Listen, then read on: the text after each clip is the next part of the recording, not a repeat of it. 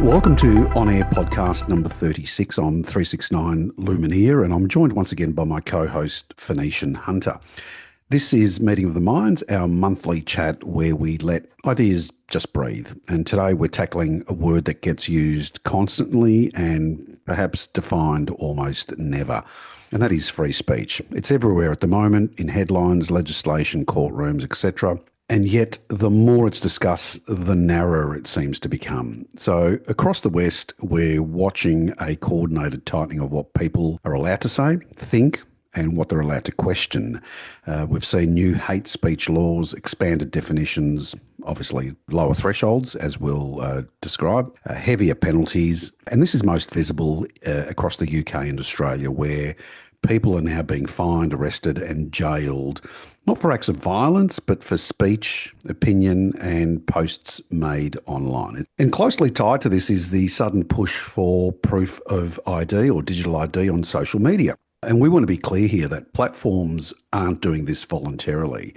Governments are forcing it. And once speech rather is tied to identity, essentially an anonymity disappears. And once anonymity disappears, dissent collapses. But before we go any further, I'd like to briefly anchor this discussion in something that's very current and also very personal to both Phoenician Hunter and myself. The Bondi Junction shooting in Sydney a few days ago was immediately framed not as a crime, but as a speech event. And what we mean by that is that, what politicians said afterwards, what people around the world said afterwards, what they questioned, and what they connected it to. And all this was policed harder than the facts themselves.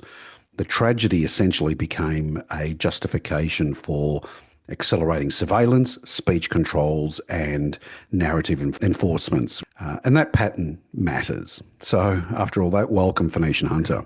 That was a long intro. Good morning. I'm going to warn everyone that I'm going to sound a little nasally today. I'm getting over a cold, so I apologize in advance. We have been discussing the topic of free speech off air, quite a bit lately, and I imagine many others have been also. So, we thought it was well overdue to do, our podcast on it and just give our views. The interesting thing is we had already planned this discussion before the recent Bondi incident, and I'll share my views on that in a moment, but I will say that it seems to me suspiciously well-timed, like many of these events usually are. And I know I said something to you when the news first hit, and now a lot of my my thoughts behind it are sort of being revealed by a lot of other people. So we'll get into that later anyway. Okay.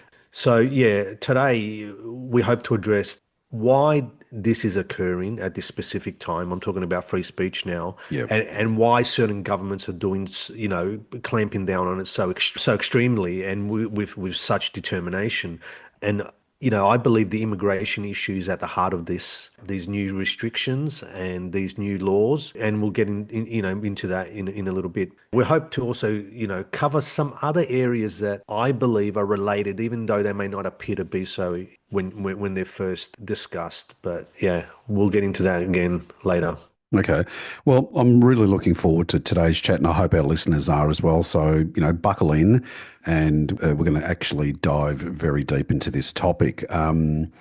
Now, I'm also looking forward to your views on Bondi, because I think over the last few days, both our views have kind of changed. It's added more to the discussion that we had planned. Correct. And also we'll be talking about, as I said, free speech as a broader topic. So I'd like to kick it off today with the fact that over the past few years, and this is something that you brought to my attention, we've seen people across the UK and Australia in particular fined, jailed, and in one recent case deported, as I mentioned earlier, for speech related to immigration, government policy, and so-called, what they've coined hate crimes. Not violence, not planning, just words. And I wanted to raise a few names here with you for your feedback, right? So we've got a few people, our listeners will be aware of. Thomas Sewell, he was an Australian. He was imprisoned for what they deemed speech and association, whatever that means, right?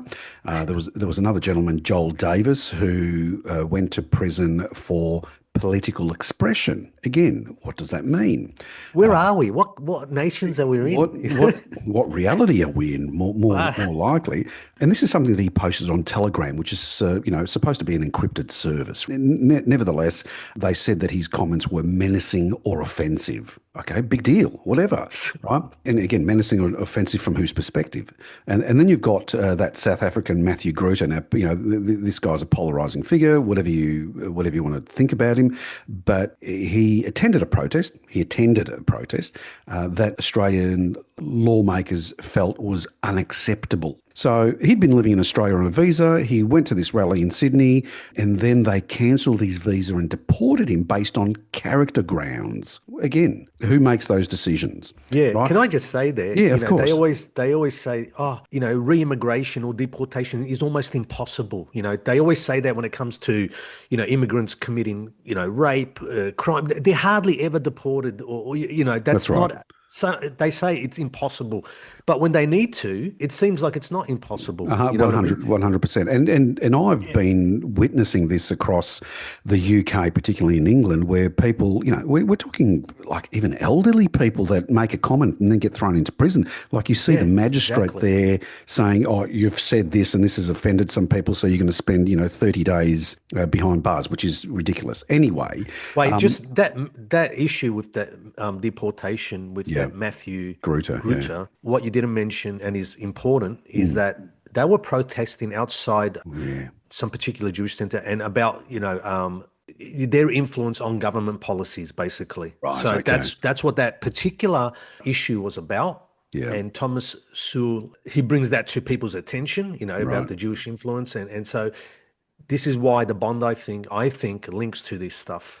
Okay, Yeah, so yeah. we'll get into And we'll get to that in a moment. yeah. But in terms of deportations and visa cancellations, on a much broader scale, we shouldn't forget the cases of, Katie Hopkins back in 2021 and Jovan Djokovic during the Australian Oh Open yeah, when it happened, right? yeah, Okay. yep. So this is Australia, unfortunately. Now, each of these cases, they obviously differ in detail, right? But the message from the government, from the Australian government, is consistent. So you may speak, but only within approved boundaries. And if you step outside those boundaries, you risk losing your job, your access to your bank, your privacy, your freedom of movement, and overall your liberty, right? And that's not an abstract warning anymore. It's demonstrable reality. Right? That's how I see it. So when governments claim they're protecting democracy, and there's that word again, and I know you have something to say about that.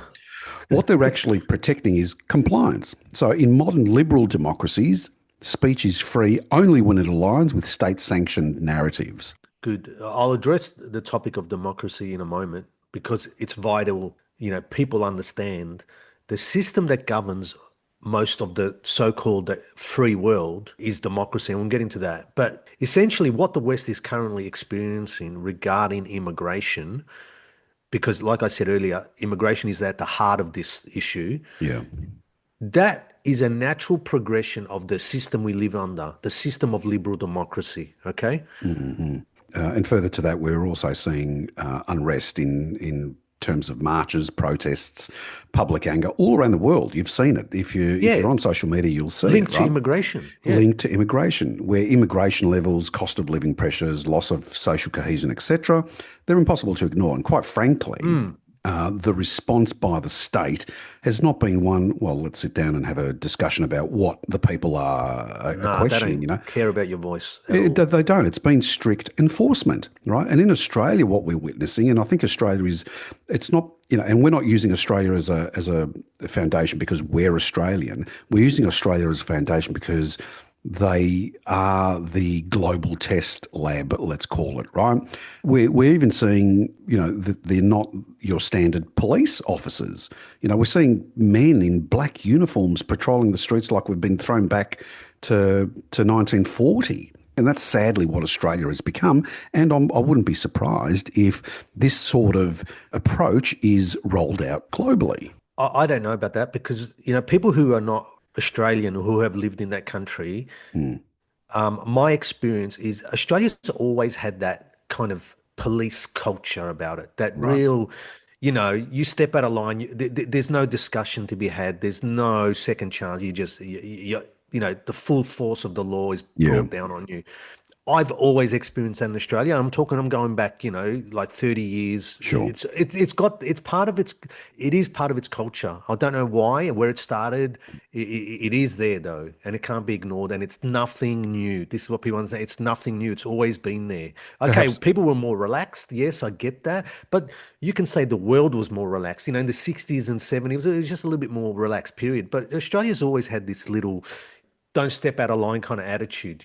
But perhaps that goes down to colonial times when the Yeah, convicts were brought probably. across, and it's just created that culture within its DNA. I don't know. Yeah, it's there though, and it can't be ignored, Yeah. and it's not new. I just Mm. want to stress that it's Okay. not new. So, Good point. Good yeah, point. it's the individuals you mentioned earlier are being made examples of by the government, and they're being made examples as warnings for the rest, Mm. right? So, they bring out these individuals and they show people this is what's going to happen to you, basically, right? Yeah. So if you share these views, be prepared to, lose your job, like you said, privacy, security, bank accounts, Yeah. That's a big one. freedoms. Mm. You know what I mean? So, in today's democratic societies, you are free to speak and think as long as it's government approved. This is what they're basically saying, Yeah. right? Again, as you said, we can see that there is real unrest, especially in the West, but especially in Australia and the UK, with anti-immigration and anti-government marches. They seem to be regular occurrences there at the moment. And I have a feeling also that this whole thing with immigration and stuff needs to hit the English. I've mentioned this before, but it's going to happen in the English-speaking world first because there's a couple of reasons. If you're going to change, and I believe this is part of a big change, and we'll discuss that later, all right? What we're going for is part of a big, big change, transformation. There's no point doing it in, I don't know, a country like Spain or Italy, even, or they don't have a global reach. They're not as important. The English-speaking countries dominate the world. We live in under an, Anglo-American system. So if you're going to change, you've got to change the top. They're the top. So that's why it's hitting these nations first and harder than anywhere else, because Yeah. that's where the change needs to begin from, right? That's why think it's happening there more than any other place. Okay, so I'm going to say something. I know I'm going to be labeled a conspiracy theorist here, but who cares? We're over that word. And I've mentioned this to you off air. I wouldn't be surprised to learn that the recent shooting in Bondi is a false flag. And Yes. right, okay. And that was my feeling when I first saw it because it seems too convenient, right? And I'll explain why. There has been a growing anti-Jewish sentiment in Australia and also worldwide. Part of this is, Israel's, I'm going to say, genocide in Palestine has Good. rightly caused, a backlash. Yes. And another important thing is the Jewish involvement in mass immigration across Mm. Western nations has also put this, uncomfortable spotlight on them and their activities. And that's what, people like that person, Matthew, who got deported, and Sue were protesting. That's what they were protesting. Okay. Yeah. So it's Yeah. important people understand that and the link. So this event is a perfect way for them to take the heat off and place themselves, Jewish people in the familiar position of, where the victims, it's a trick as old as time, right? And it has been successfully used also in the past. And I'm not, I'm only surprised people still fall for it. And I wouldn't be surprised in the next couple of weeks that, the Prime Minister of Israel, Netanyahu, might be invited to Australia to attend some kind of funeral service. Like, you watch, they're going to make this a big friggin' spectacular. And I heard the other day also, one of the victims was a Holocaust survivor. I don't know. These Holocaust survivors, Seem to be. mate, they live for centuries, and there's new ones every Uh, friggin' day coming out of the woodwork. I don't know. A lot of them survived apparently, but yeah. Jesus, yeah. It's just 276,000. Anyway, well said. I think that's. I am 100% behind you, and I think conspiracy theory. I think that term's quickly becoming obsolete now because over the yeah, last 20, 30 years, because conspiracy we're always theories, right. because it's always, but they've always been proven right. But can I just quickly, can I quickly mention, and I'm going to throw the cat amongst the pigeons here, on the Bondi false flag that Yeah. you mentioned, people should also be questioning the timing of this, right? So only a few months ago, in August, Milikowski took aim at Australia over its consideration of the Palestinian statehood, saying, Yep. and I quote here, this is Mm. what he said: countries like the UK, France, and Canada are deluded by a global campaign of lies. He went on to argue, and this is what I'd like people to carefully consider here. He argued his country, and again I quote this, was acting in self-defence in Gaza and suggested Australia would do it too if Sydney or Melbourne was threatened. Now, this was back in August, right? Yeah, they love giving threats. They do that quite regularly. But what I'm saying is that he made that Yeah. threat in August, and look what's Yeah. happened now in Yeah. December. So, Mate. Yeah. yeah. It's So too when obvious to me. It's too. it is obvious, but this is what we want people to Yeah. start to think about, right? So when events like Bondi are immediately framed as ideological weapons rather than human tragedies, they clearly serve a political function. We know this, right? And this is clear. They redirect blame, they suppress uncomfortable questions, and they allow certain groups to, let's say, reposition themselves as untouchable, as victims. And you've said this on several occasions, right? Yeah. History shows that, as you've just pretty much mentioned earlier, that this tactic isn't new. Crisis No. is repeatedly used to justify control, Yeah. which brings us to the core issue. Yeah. Exactly. And I believe the recent actions by governments regarding the restriction of speech, like I mentioned, is a direct response to people's negative sentiments towards the massive amount of illegal and legal immigration into their nations, which are drastically changing the fabric of those societies, right? Yeah, yeah, That's why it's happening now, all right? Because part one was the immigration. Now, then part two is, obviously we've got to shut everyone up from descent, right? yeah. So, and aside from the heavy financial burden, this massive immigration that people are noticing, they're noticing also that it breaks down cohesion and trust in the societies. Something I hear a lot, this trust. People don't feel comfortable, going out or it's massive. It's massive. And I've always said that multiculturalism doesn't work. Okay. Yeah, yeah, And we're finding this out now, something that I've known for my whole life, and a lot of people have brought this up, but a lot of what we would call the normies are finding this out now, that it doesn't work, okay? yeah. And they're showing you it doesn't work with these events. So, for new listeners, I just want to point out that we're discussing immigration quite a bit here, and that we have already recorded a lengthy discussion about it, all right, about the mass immigration operation. Mm. I say operation because that is exactly what it is, right? It is all planned, funded, and organized by Western governments themselves and religious institutions. Yeah. We won't repeat, those points here because, it's a long discussion that we had. And I encourage everyone to go and listen to that episode as it's, directly related to, what we're talking about today. Yeah, look, you're absolutely right, and the aggressive restriction of speech we're seeing now is definitely not random. Mass No, demographic change, strained infrastructure, that's right. fragmented communities, and again, we're seeing that heavily in places like the UK and Australia. And the episode, can I just mention that you're referring to, is on air number 29, which is another meeting of the minds, part three. And if I can just briefly say, in short, what we demonstrated was that Western governments and major religious and financial institutions are actively organising population replacement while criminalising any meaningful opposition to it. So there's no free speech, there's no dialogue.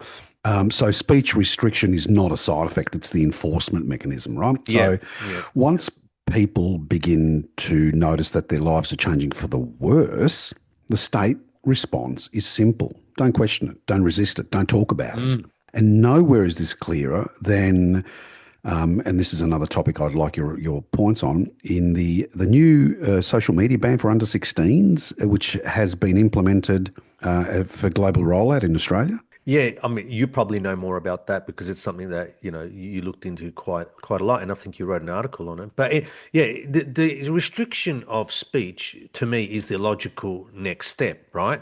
From this operation. So like you just mentioned, Western governments and organisations themselves are heavily involved in importing these immigrants legally or illegally. It makes no difference in the end, okay? Because the end result is the same, all right? Yeah. People need to get that out of their heads, these legal immigrants. Oh, I'm okay for legal immigrants. It doesn't matter in the long run, all right?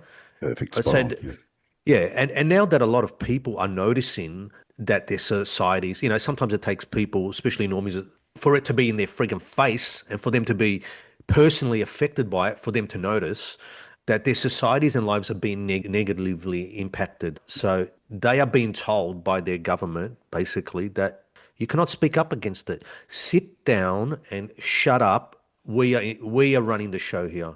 Yeah, That's basically what they're saying with this, restriction on that speech. that's mental. That really is Yeah. mental. If you think about it deeper as well, on the surface, these laws, these social media bans, what do? They come out and sell it as child protection. They always sell these stuff as, everything they do is always sold as, something for your benefit. Vaccines, for instance, all this Yeah, yeah, stuff, we could masks, speak forever. Yeah, yeah, spot on. But if you look at it deeper, structurally, what they're doing is they're introducing, mandatory age verification, biometric ID, platform level yeah, surveillance again, right? And once those systems exist for children, where can it go? They will yeah, expand those to adults, and they can literally do that overnight, right? yeah. Daddy government is looking after your welfare, daddy government. Absolutely, absolutely mental. But if I can just say that I've recently published an article on this topic Mm. on both Medium and Substack, breaking down how the under 16 ban functions. I call it as a wedge for universal biometric ID. And people need to understand that this isn't conspiracy or speculation. It's what I call, I've defined as policy architecture. And this is just a side note. In the middle of all this is a guy that a lot of people would have heard of called Peter Thiel and Palantir. And if you dig deep enough into that rabbit hole, you find out what exactly is going on. Nevertheless, we'll direct Wait, so listen. Palantir, that's an US Correct, organization, right? correct. So So, this is yeah. yeah, yeah, no, go. I mean, USAID is the biggest funder of immigration as well. This is an American operation. I don't care what people say and who it offends. I'm not taking a shot at American people Correct, who yeah. are victims of this, like we all are. Yes. But it's coming from that government, okay? UK and America at the top of it. Absolutely spot on. Okay. And if people want to find more about what I'm referring to in terms of Peter Thiel and Palantir, they can just Google search Persona, which is the platform that actually takes on this biometric data, right? Nevertheless, We'll link your article to the bottom of this video description too. brilliant, brilliant. That's a great idea. But what's really telling is who this impacts the most. The next generation. But there you go, spot on. Yeah. Young people, right? The group who's least represented in traditional media, right? The group most likely to reject the official narratives. The group who have clearly rejected all the current, fake news media platforms.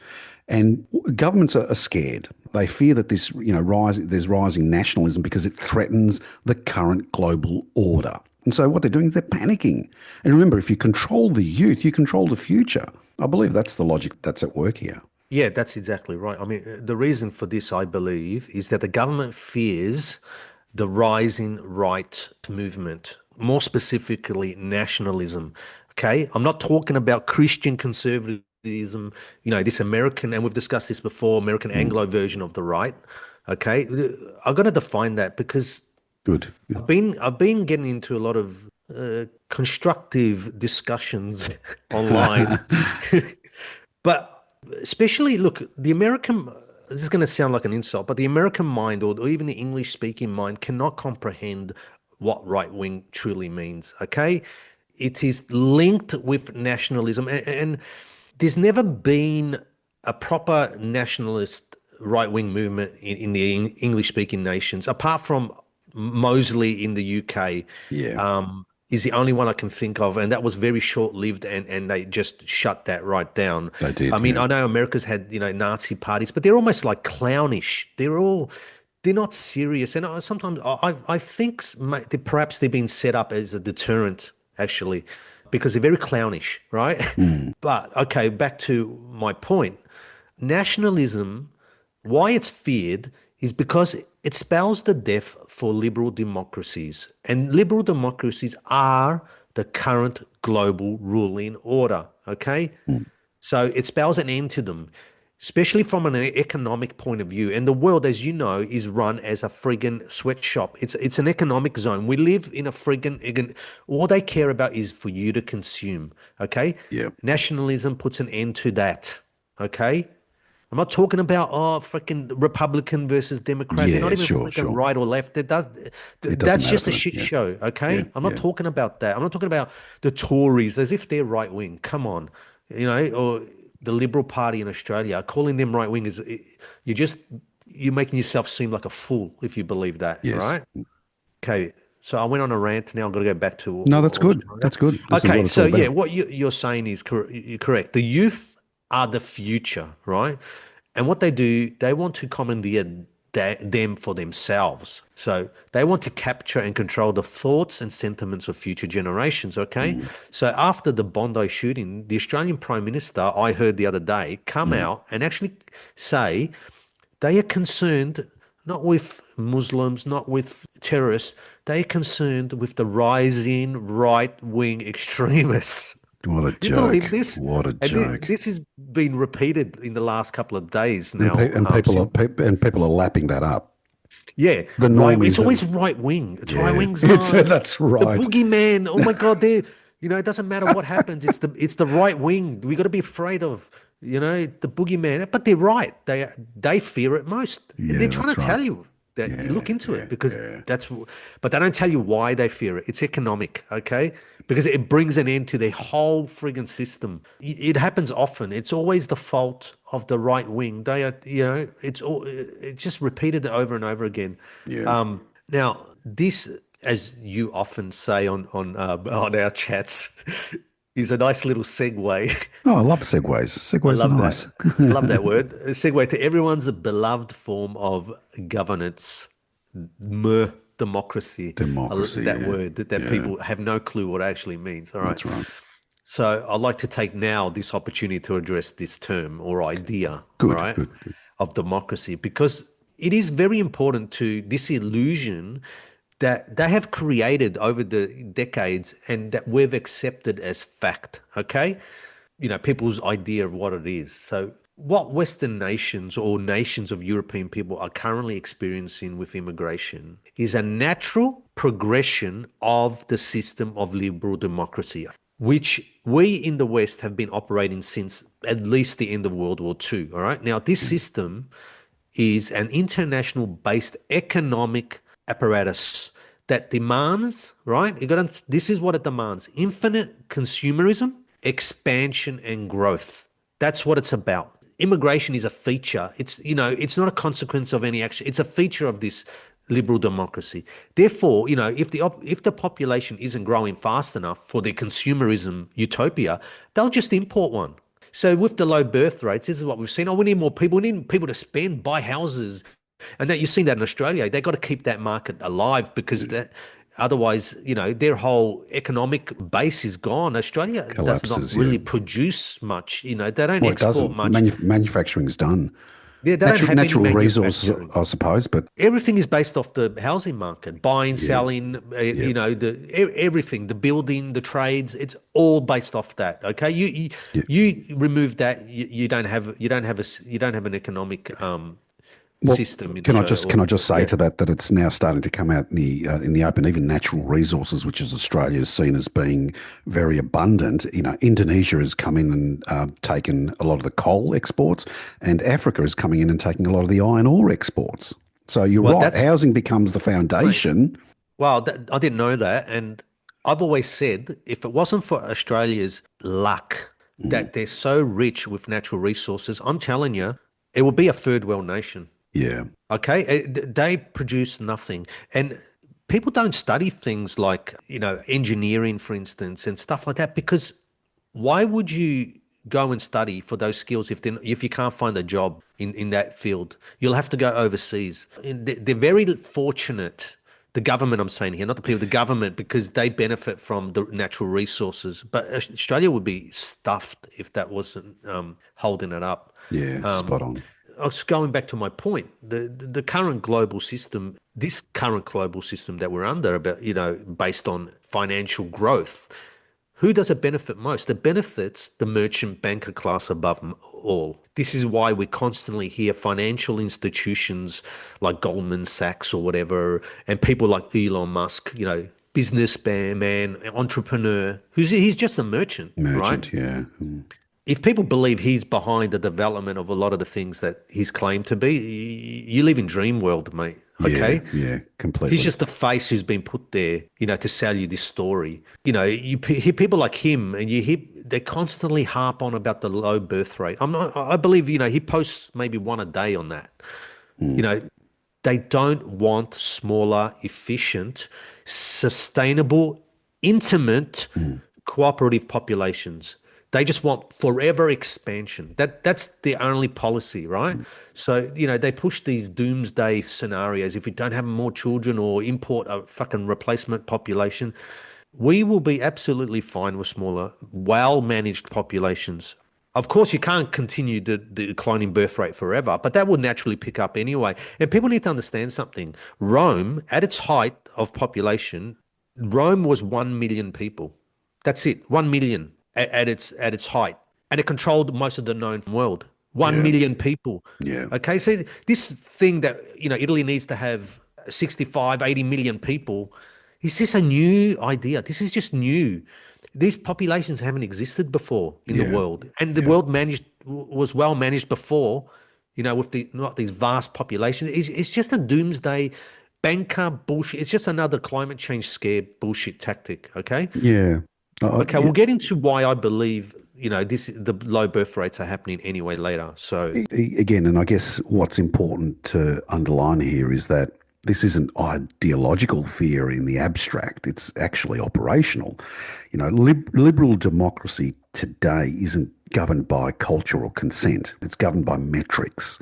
mm, And those metrics are GDP growth, consumption yep. rates, workforce replacement ratios, etc. And once you reduce a society to numbers on a spreadsheet, what happens? People stop being citizens and they start being statistical inputs. Yeah, perfectly said. I mean, yeah, under this system, citizens are just numbers. But it's important to understand that this is exactly how liberal democracy was meant to work, okay?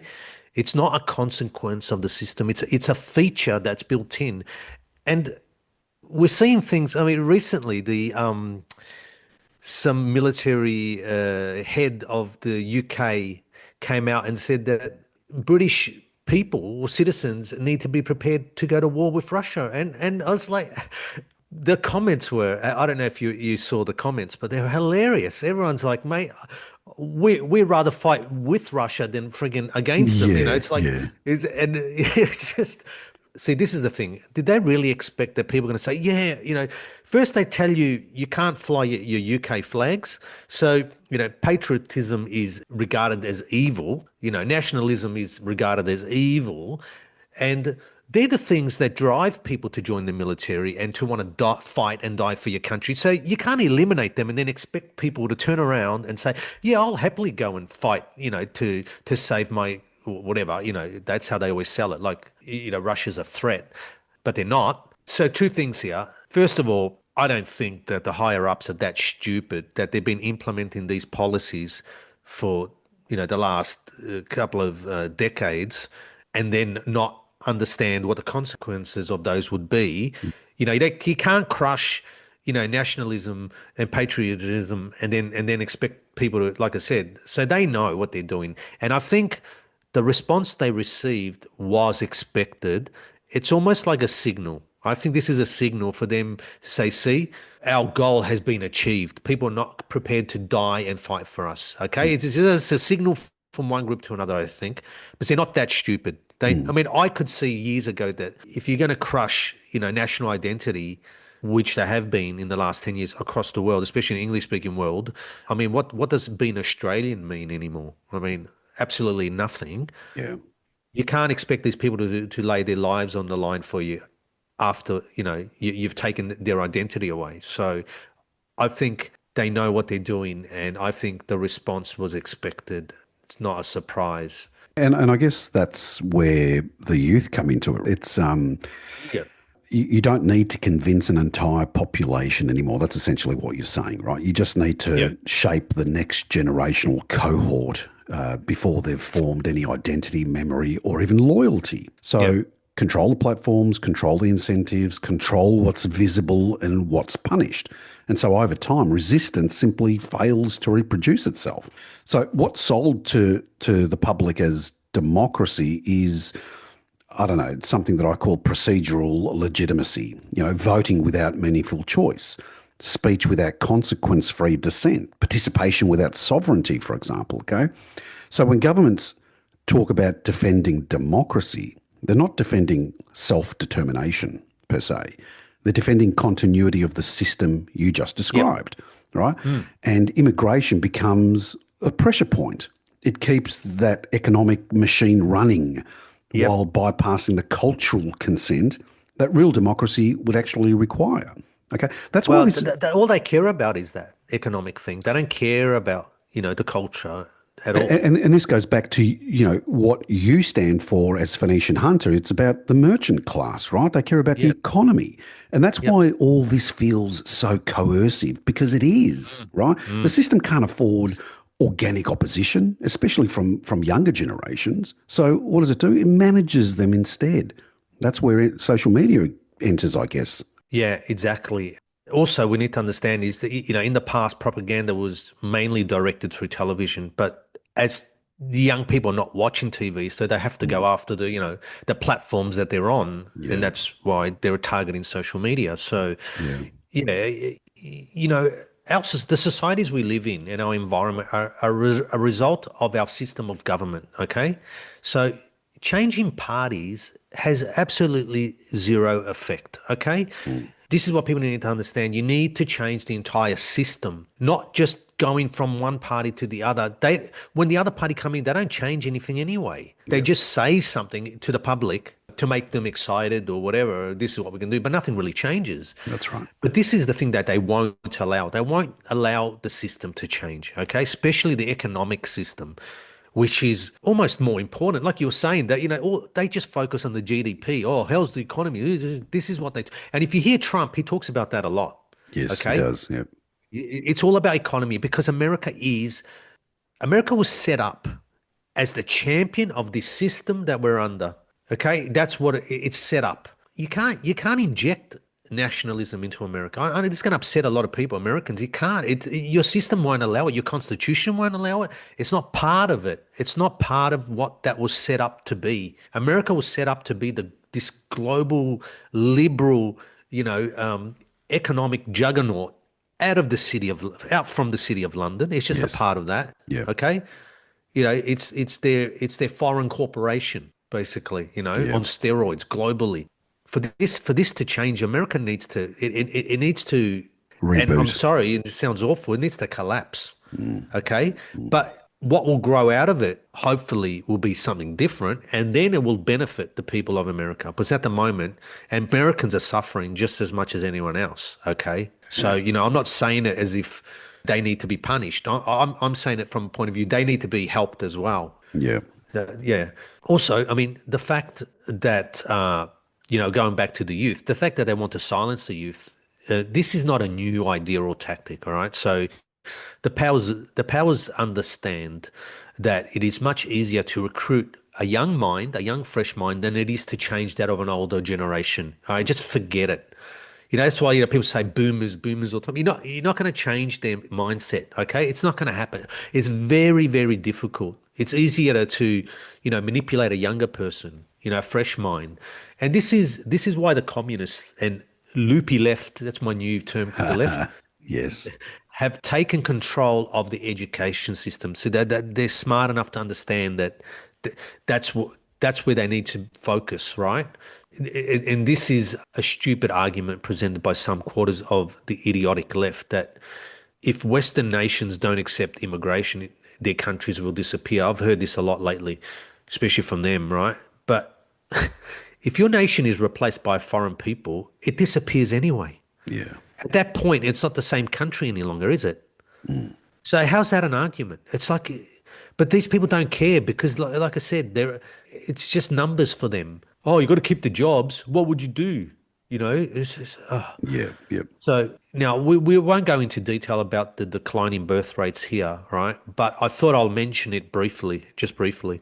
It's a fact that decline in birth rates is happening globally, even in poorer countries, right? But they just focus on, they always focus on the West, but it's happening across the world. It's even happening in India, okay?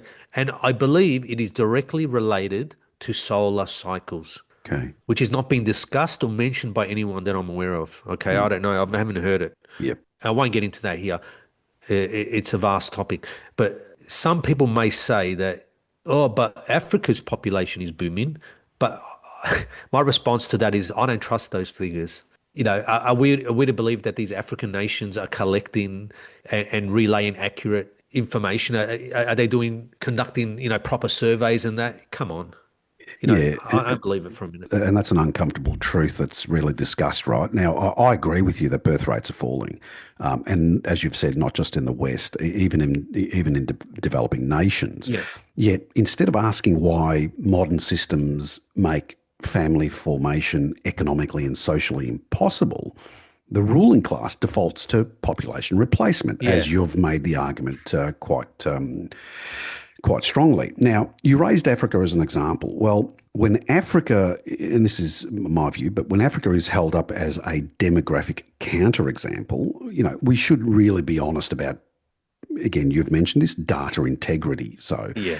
anyone that's worked in global sport will know this. In football, and I have a background in football, false birth certificates, manipulated ages, and registry corruption are routine. And when I say Yeah. routine, I mean it can't get any more routine. That's how corrupt the system is, Yeah. right? Now, Yeah, and we're supposed to believe their figures, or the declining birth rates or whatever. Yeah, right. that's exactly right. So I documented this extensively in my book, Football for Sale, which was published earlier this year. And it's not theoretical. It's lived reality inside international systems.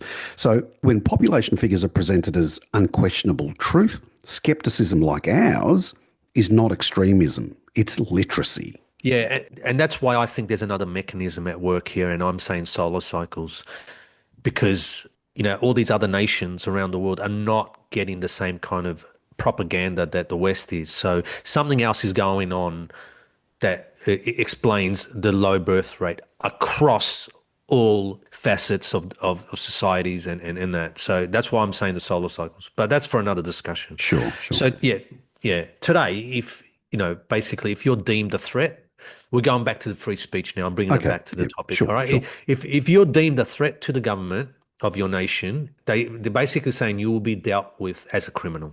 Okay. This is what they're saying. Now, this is true of so-called liberal democracies as it is of any communist, fascist, or any other state of governance. It doesn't matter. Okay. Liberal democracies can do the same thing, and they have, and they've shown they can. And this isn't anything, right, that hasn't been done before. Like democratic countries have a long history of jailing their own citizens and speaking against issues that they find problematic. Okay, True. so it's nothing new. This is what people understand. If you look at history, it's happened before. This is clearly evident with the recent COVID fiasco, and we just have to look at that. So, if you recall during COVID, right, any person speaking up against the government, sanctioned lockdowns, for instance, or even against the COVID vaccines were arrested, Yes. fined. They didn't even have to speak, even posts. I know people who had Facebook posts that were jailed. I'm talking jail, right? Gee. Okay. I know people who lost their businesses too Wow. in Australia. So in these so-called free liberal democracies, which they love to use those words to champion their, fucking bullshit. There's no freedom of speech in those periods. There wasn't even actually no freedom of protest, peacefully allowed. There was no peaceful protest allowed even. They got to that point where you weren't even allowed to protest. You weren't allowed to assemble, organize, which I believe is part of a law that undermines liberal democracies, that you're allowed to have free assembly, right? That wasn't allowed. People don't discuss that. That wasn't allowed. Yeah. Okay. Good point. So And, we saw the visuals of people being beaten by police officers, in many places around the world, not just in Australia. I saw some in Canada as well, and in Mm. Europe, Germany as well. But, Australia went as far as even, shooting protesters with rubber bullets. Yeah, that's absolutely mental, right? And COVID, of course, was, as you've said, another false flag event. And can I just say that that period gave us the clearest Yeah, modern day case study of how speech that's right. controls operate, right? So you and I both witnessed it personally. People questioning lockdowns were fined and arrested, as you've just said. People questioning vaccines, mask mandates, they were either censored, they were deplatformed, and in some cases, as you've said, and I don't know anyone personally, you obviously do, they were jailed, right? Whatever happened to, and this is just a side note, whatever happened to fact checkers? Remember that old chestnut of truth? Fact Yeah, checkers. This is how they deplatform people.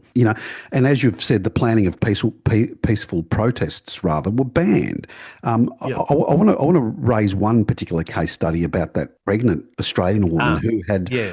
four police officers enter her home and take her away in handcuffs only because she suggested in a Facebook post of getting a small group of people together to talk about free speech regarding COVID and vaccines and mask Yeah, mandates, right? that's done publicly to deter other people. It's like, this is what's going to happen to you. You know what I mean?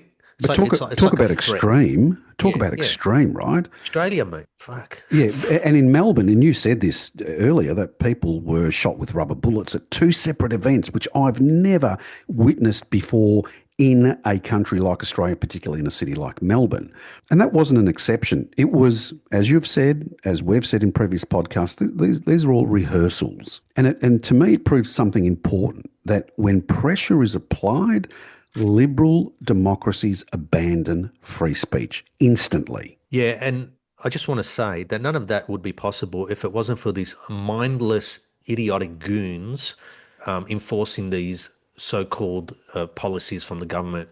Because if you're a human being, not a police officer or a policeman or police woman, Mm. you wouldn't do that to your fellow human. You just wouldn't. No, I know I wouldn't. no, absolutely. I And mean, goon, I love that word. I've resigned from jobs because I didn't want to go ahead with what they were asking me to do. Yeah, have Yeah, some fucking morality, people. correct. Yeah, no, I agree. Police officers. Well, I've got a job. I've got children. I've had children too, and I've left jobs. Yeah, It's not an excuse, man. When you come face to face, when you got to weigh your heart, like the Egyptians said, when you die, to go to the other side. When you have to weigh that heart, and you come face to face with judgment. I'm not talking about in the terms of the Christian framework, because this goes beyond that. Keeping my job is not a good enough excuse. No. The universal mind or love or spirit or whatever you want to call it is not going to accept your earthly freaking excuses for that shit. So, if any police officers listening to this, or anyone, or nurses or doctors, that's not gonna wash. I love that You answer passion. to a higher thing, a higher moral code. Yeah, And I love your passion on that, Phoenician Hunter. I really do. I'm not going to let that one ever go anyway. So back to what we're discussing. Yeah, in a way, the COVID shit show, which I like to call it. In a way, I think it was a good thing, because it finally exposed the system. Yeah, The system and the people behind the system for what they really are, yeah, basically. I mean, if you didn't wake up after that, just there's no hope for you. Basically, there's no hope.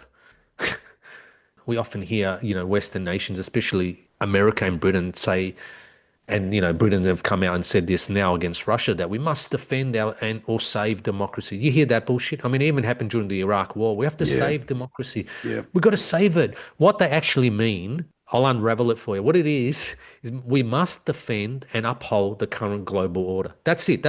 So when Alex Jones talks about the globalist global order, he's talking about America, but he always paints it as, some kind of foreign threat Yeah. to America. No, you're the global order, mate.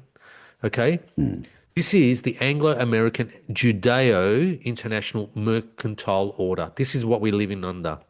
So it is basically a commercial, like you've said, you laid out earlier, a commercial global system about, the GDP. This is what they're concerned about. Oh, we need people for work, for jobs. This is it. This is how they maintain their wealth and power, Yeah. basically, from money. Okay.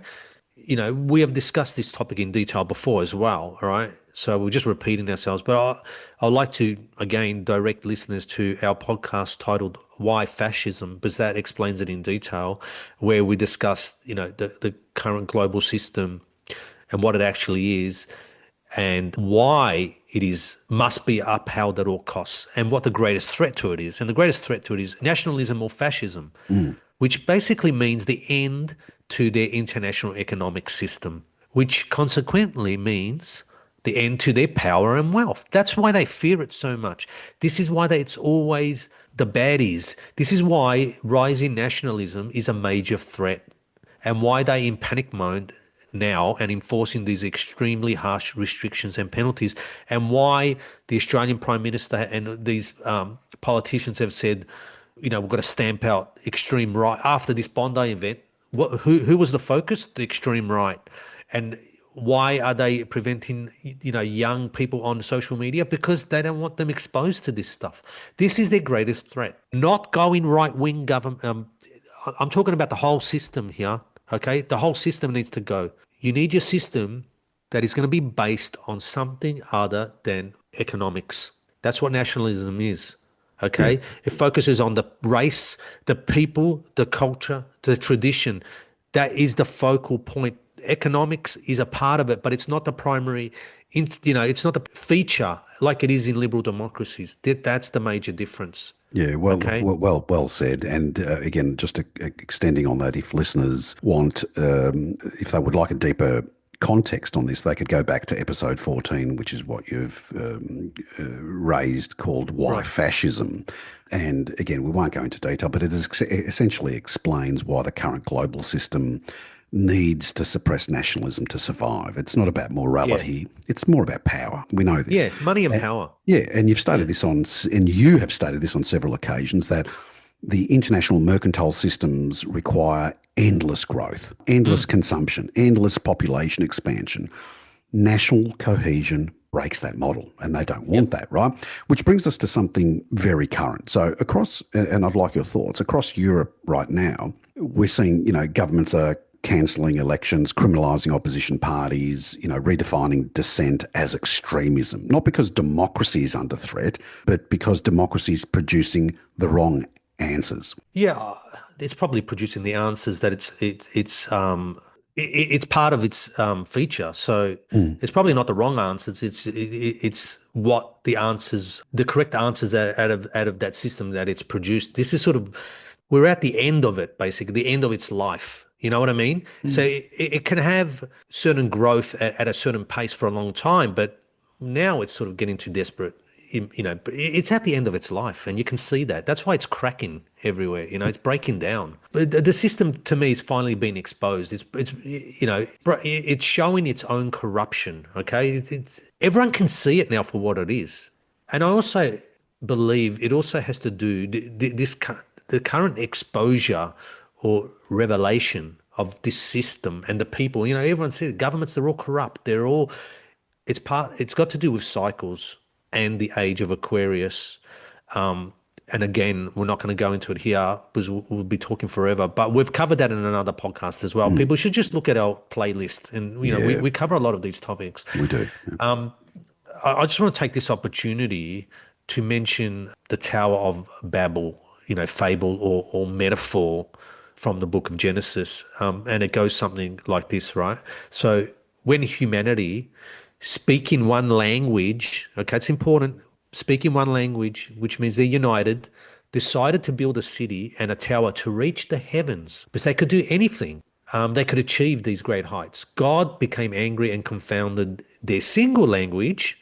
So language is a program, single language program, into many programs and tongues, putting a halt to the project and scattering the people across the earth. Now, that's the story, because what it's saying is because people are stronger as a unified group or race, sharing a single belief, language, custom, tradition. This is why they hate nationalism and fascism. Fascism has, for example, the fasci symbol, right? So, people look at that, oh, they freak out. Oh my God, they got the fasci symbol. They don't even understand what it means, right? That's right. Yeah, yeah. The word fascist is in Latin means bundle. That's why it's a bundle of sticks tied together. Why? Because it makes it stronger and harder to break, right, than a single individual stick, right? Mm-hmm. Now, so people represent the sticks. Now, they don't want a strong, unified people. They want many single, scattered sticks, which can be easily dealt with and broken. That's what fasci means, right? It's not evil. It's not demonic. It just means what it fucking says, that we're stronger together, unified. And it's true. That is a fact of nature, Yeah. So right? what we're essentially witnessing is a struggle over unity, as you've just clearly explained. And I guess history has shown us that a unified people are a lot difficult to control. And you've given the stick analogy. Clearly, that's the case. As you've said, Yeah. shared language, shared memory, shared identity. These Yep. create resistance. Fragmentation creates compliance. Which is why borders essentially matter, right? Culture matters, speech matters. And once they dissolve, well, so does sovereignty. Yeah, sovereignty is gone. That's why in the UK recently they've asked people to prepare for war and they've all told them to get stuffed, Yeah, basically. yeah, Because they're saying, why? You've taken away our nation. You've taken away our sovereignty. What am I fighting for? yeah, You know? yeah. But like I said, I think it's because we're at the end of it. It's clearly falling apart. Mm, And the more laws and restrictions, they're all desperate acts because they're losing control of the narrative, as you like to say often. They're mm. losing control of it, so they need to try and force it together. Yeah, and that's another reason why, like you were saying, unified people are stronger. And this is another reason they want to bring in immigration, because what happens is when you got immigration, you've got many other, different groups vying for power and also fighting amongst themselves. So this recent event in Bondi, what have you got? Muslims fighting Jews, Christians fighting Yeah. this group, that group, this group, that group. You know what I mean? Over the last 48 hours, that's escalated because I keep a Of close eye on the course. Australian media and it's absolutely gone bonkers. Yeah, yeah. So what they've done is they want you fighting amongst yourselves, you see? So then you're not challenging them. Yeah, Another tactic as old as of time. course, of course. Anyway, the West now is facing perhaps their greatest ever threat. Okay, we are fighting for the survival of our people, culture, customs, traditions, and something that people don't mention: the memories of our ancestors, which Mm, are linked to our souls, our memories. interesting. Okay, I want to bring something now, to the conversation, which I haven't heard mentioned anywhere else. Okay, which may have a positive ending to this seemingly disastrous situation we find ourselves in. Sure, Okay. sure. And this is something that I've been bringing into my writings quite a bit lately because it's sort of the natural extension of where my stuff is leading anyway. Mm, Okay. So we know, as well as I do, right, that there is more to this physical material state, that we inhabit or that, we are part of, that we call, existence, right? So, some people call it metaphysics. This unseen mechanism or force dictates and directs human behavior and thinking, all right? Now, the hidden or occult forces or magicians, I always said from very early on, I think when I wrote my book years ago, I said magicians run the world. All right. I'm not talking about magicians who take, a rabbit out of the hat magicians. Okay. They run the world. Okay. Because they're aware of this fact, this hidden force. They know how to use it to their advantage. All right. And what we call magic is only science not understood. Okay. It's important to understand that. It's magic to us, but it's science. There's a science behind it. They understand it. Okay. Now, what we see and experience in the world is often the end result of their manipulation or tinkering with this unseen force or element, right? What we are currently enduring and have been and I'll say maybe especially since COVID, is an alchemical process or an occult magic. Okay. COVID was, amongst other things, an initiation, a global ritual. It spanned the globe. Nothing like that has been done before on a global, instantly, on a global reach. So, public events like, historical events like the JFK shooting, 9/11, the Twin Towers, just to name a few, a lot of people came out and said they were occult rituals. Why? Because they have an effect on the human psyche. People say that was a turning point for me. How many people have said that with COVID? That's a turning point for me. I realized the Yeah. realization, Yeah. I opened my eyes, whatever. They're done on purpose for that reason. Mm. And that's what we're going through now. Okay? It's to change our psyche, right? People's response to that, military guy in the UK saying, well, you got to go to war, people turning around saying, go stuff yourself, Yeah. is a result of all these actions to the psyche, all right? Because if you said that 50 years ago, 60 years ago, the British people would have said, yeah, of course we'll go, And God we've save the Queen and all that and we've crap, seen it. right? Yeah, of course. Yeah. Right. So we're manipulated into these thoughts. Now, an alchemical process is not as we are told about what we're often told, like the standard view is about transforming physical base metals into gold. Hmm. Okay. That's for the layman to understand. But what they mean is the transforming of your spiritual or mind into another state, a Yeah. different level, a higher level of evolution, Mm. right?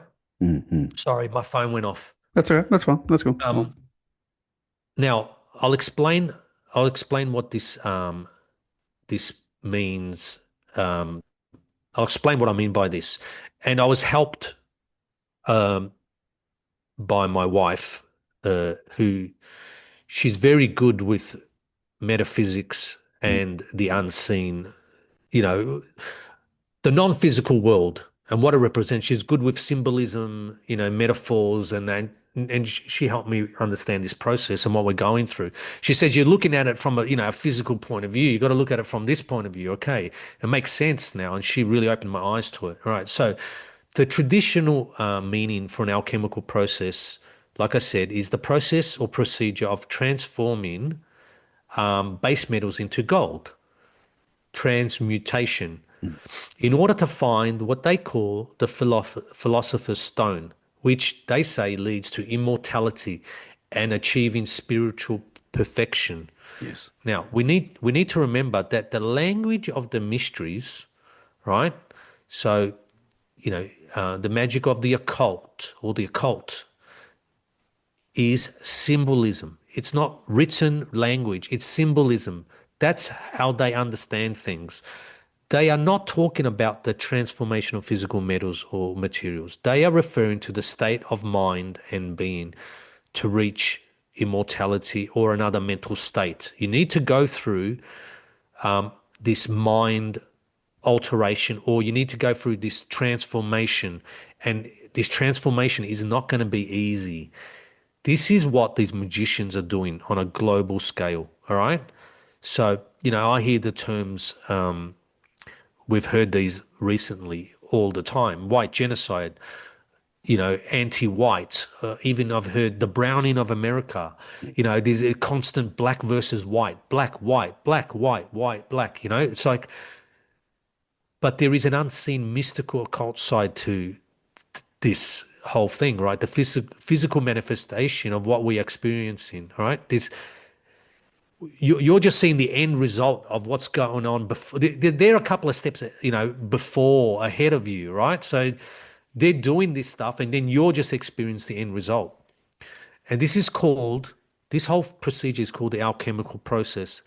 Now, I found, a good simple explanation online, and I sent it to you Mm. so you could prepare it for listeners, Mm. and you went off and took it even further Well, than I had anticipated. So I was pretty impressed with what you showed me. So I'll hand it to you to explain it even further. Well, can I just say before I do that, like your wife, opened your eyes to this process. This, for me, was absolutely groundbreaking because I've never come across it before. So Yeah, this no is one's something. talking about it. No, absolutely not. And I thought I knew a lot about, consciousness and, spirituality, etc. But this to me was completely from left field. And this is where this framework becomes useful because it gives people a way to understand what they're feeling without dismissing it as pure chaos or coincidence. Okay. So the explanation that I found breaks this down in very simple terms using classical alchemy as you've just described. Now, I'll try to keep this clear and easy to follow.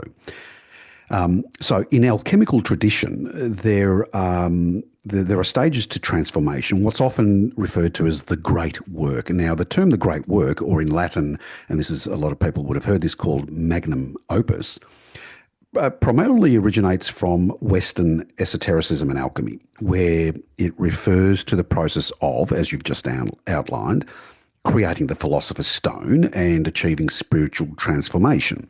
Now, in the context of consciousness, it metaphorically describes the profound pursuit of understanding subjective experience and the nature of self-awareness. Now, people might say, well, what does that mean? So, there are four stages, and I'll quickly go through these without getting bored, but I found this quite fascinating. So the first stage is what's called negredo, or the blackening, and that's the phase of breakdown. It's disintegration. It's when things fall apart, structures dissolve. Now, the confrontation with the shadow, both individually and collectively. And it's uncomfortable by design, obviously. Nothing new can form until what existed before is reduced back to its raw components. And that's what alchemists called prima materia in Latin. The following stage is albedo, the whitening. That's the purification phase, clarity emerging from confusion, order after collapse. Not a return to what was, but the beginning of something reformed. So when we talk about black and white here, and here's the most insightful and in many ways I think the most critical part, is that we're not talking about race or politics or morality, okay, as you've just said. We're talking about states of being, psychological and spiritual conditions, okay? So negredo is dissolution, albedo is refinement. And according to that framework, destruction isn't the end of the process. It's in fact the necessary middle. Now, allow me to continue briefly just so I can close this loop. There are two further stages that matter here as well because they point to outcome, not just collapse and recovery. So after negredo and albedo comes citrinitas, the yellowing. Now, this is the phase of awakening, the phase of insight, consciousness beginning to stabilize. It's where understanding replaces reaction, where people start to see patterns rather than just events. And you've clearly outlined this in this discussion and earlier podcasts. And then finally, there's rubedo. It's the reddening. That's completion, integration, the point where transformation is embodied, not just understood. Action is aligned with identity. It's a new form fully realized. So taken together, the process is breakdown, purification, awakening, and integration. Negredo breaks what can't continue, albedo clears the residue, citrinitas brings awareness, and rubedo makes it permanent. So if we look at history, we can see that societies don't change in, let's call it a straight line. We see this in nature with forest fires, for example. Trees burn, they settle, and then they germinate. Society moves through these phases. Crisis first, clarity later, then reorientation, and finally consolidation. So whether people frame this spiritually, psychologically, or culturally, the idea is essentially the same. What feels like collapse may actually be a transition, and this is what I've learnt from you. And I know that many times, you and I have discussed this off the air. You've taught me that this is what is in fact happening at the moment.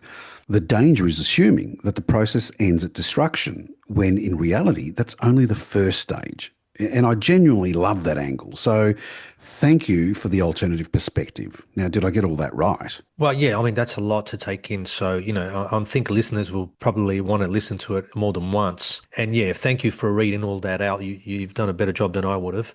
It's quite a lot, like I said, for people to digest. And I just, like I mentioned earlier, my wife inspired this particular line of thinking because she's, very good at deciphering symbolism. I've always believed that society and humanity is led or driven by an unseen hand or force. I've always believed that.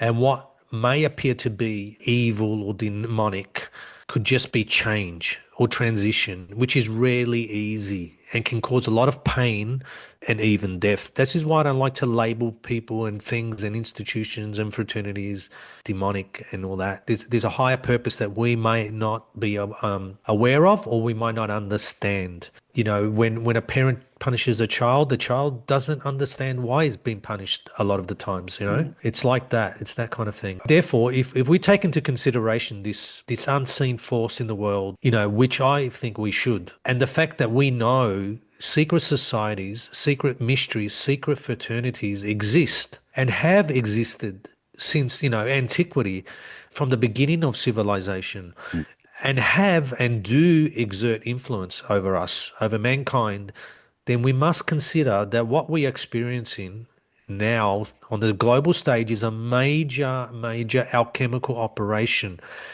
and to change, manipulate, or evolve mankind. And you called it a great work, and I think that is something that Freemasonry also has in their doctrine. They call it a great work. Now, going back to what I said earlier, this entire immigration operation may be part of an alchemical process, and you've laid that out to perhaps collapse these societies, which we're seeing, it's evident, and have something new grow from their ashes. The phoenix rising is an old metaphor. You know, symbolism goes way back. It's across all cultures. Perhaps it is to teach people certain lessons. You know, perhaps it's a way to get rid of the ones that hold, you know, their people back as well, who betray, who hate, who deceive, you know, do anything for money. These spiteful mutants who are against their own kin. And unfortunately, there are many of them amongst us. Yeah. It's a transformation into another state of being, I think. It's a higher level of consciousness, the next stage. You've got to understand that's not going to happen through the material world. It has to happen through this other power, this other source, this other mechanism, okay? It's the only way it can happen. Now, I also believe not everyone will come through this experience, okay? Not everyone is going to make it, because people want to hold on to the past. They want to hold on to their beliefs. They're not willing to change or to accept that maybe what they've have believed has been a lie or is wrong. And this goes for things like COVID as well. You know, the medical industry, all these industries are being unveiled for what they really are. You know, it's the revelation is happening. Yeah. Okay. Yeah. Now, some nations will disappear or change forever. That's just the way it is. They won't go back to what they once were. These people and nations that do make it, though, will be better for it. They'll be stronger and wiser for having done so. Something better will grow out of it. But, you know, one thing is for certain is that we won't be going back to the way things were in any form or capacity. Yeah, that's the crucial point, right? If what we're living through really is a process of transformation, then the battlefield isn't just physical or political, it's internal, No. it's perceptual, it's about consciousness itself, right?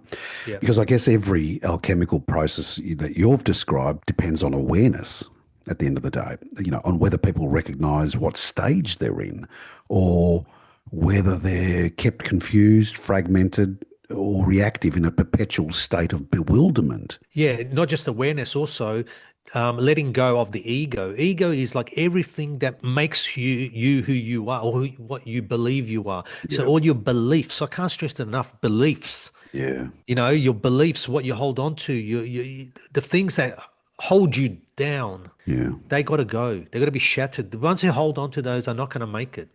Okay. And I'll just add that transition really is ultimately about death and rebirth. Yes. This is why that theme runs through all the old religions and secret mysteries. You know, Jesus just being, you know, a recent example of that. But death and rebirth is a constant theme through history. Oh, Okay. that's a brilliant take on it, and that idea runs deeper than most people actually realise. If listeners think that we've swayed from the topic of free speech, you know, rest assured we haven't.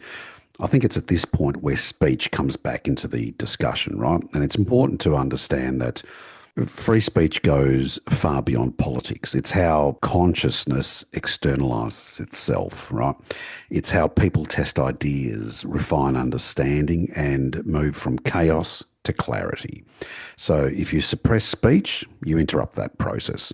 You freeze people in negrito, which is the stage that I mentioned earlier, which is permanent breakdown, no integration, no resolution. So when governments criminalise speech or censor dissent and force people into silence, they're not just managing order, they're interfering with evolution. They're preventing people from articulating what they're experiencing, comparing notes, and arriving at awareness together as one. And as you used the analogy earlier of the bundle of sticks. And that's why control always tightens at moments of upheaval, which is what we're seeing now. Because if people are allowed to speak freely during periods of collapse, they don't just complain, they actually understand. And once understanding spreads, manipulation loses its power, as you have rightly mentioned. So free speech isn't a side issue to all this. I think it's central. And without it, transformation becomes destruction. And with it, there's at least the possibility of something higher emerging. That's why I keep coming back to something very simple, that free speech isn't about politeness. It isn't about comfort. It isn't about safety. It's about whether you're allowed to say what you actually think without fear of reprisal or punishment.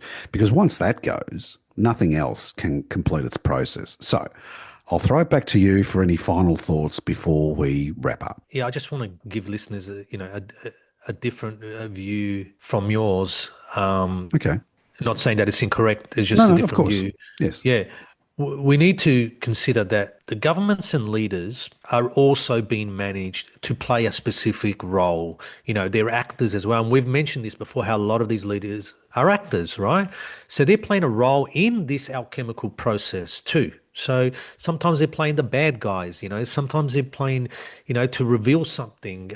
And perhaps staying silent or restricting speech is a specific step or part of the lesson we need to learn. So it's also part of the alchemical process, all right? That's one of the steps. When we are forced to wear masks, for example, during COVID, we all know it wasn't for our health, right? Yeah. It was symbolic. It was symbolic for you to shut up and keep quiet. I'm just giving, listeners another point of view. No, It fair could point, be no. incorrect, but and we need to examine things from, a different perspective. Remember that the language of the rulers of these people and the language of the mysteries is symbolism, okay? They communicate on a different level, a higher level, okay? So what we see and hear is not what they're seeing and hearing. We hear and see, words and writing, and they're seeing symbolism. That's how if you want to understand them and the system, you need to understand symbolism. And this is why so many people are confused and ignorant, because they read and examine everything literally. Yeah. And this is so true of the Bible and Christians, and that's why I go on about it. There's something deeper at work to all that stuff. Yeah, so we've been going on for long enough, so we'll just wrap it up. And I wanted to end on a quote. This is attributed to Euripides, the Greek playwright, and it states, "A slave is he who cannot speak his thoughts." They're telling you what you are, okay? They're showing us that we are nothing but their slaves. But perhaps not for much longer, as this system collapses before us and we move into another phase. Firstly, Phoenician Hunter, I appreciate that perspective and the fact that we can place both views side by side, examine them openly, is precisely why free speech still matters, right? And I also think that your Euripides quote is a fitting way to end it. A line that was written over 2,000 years ago still describes our moment perfectly. So thanks for bringing that into the conversation. Look, finally, to our listeners, if you want to read more of Phoenician Hunter's work, head to his Substack channel at phoenicianhunter.substack.com. We'll also put all the links mentioned today in the summary notes for those who want to dive deeper into this rabbit hole, and would appreciate a subscribe and share to help build this community and continue to talk about these issues, because without free speech, none of what we've discussed today can even be examined, let alone understood. No transformation, no clarity, just managed silence. And before we sign off, we just want to say that free speech is the space where thought becomes conscious, where confusion turns into understanding, and where people decide for themselves what kind of future they're willing to live in. And once that space closes, The process doesn't stop. It just happens to us instead of through us. So thanks again, Phoenician Hunter. Thank you. Thank you for your time. And as we say, as always, stay curious. This is Phoenician Hunter and 369 Lumineer signing off.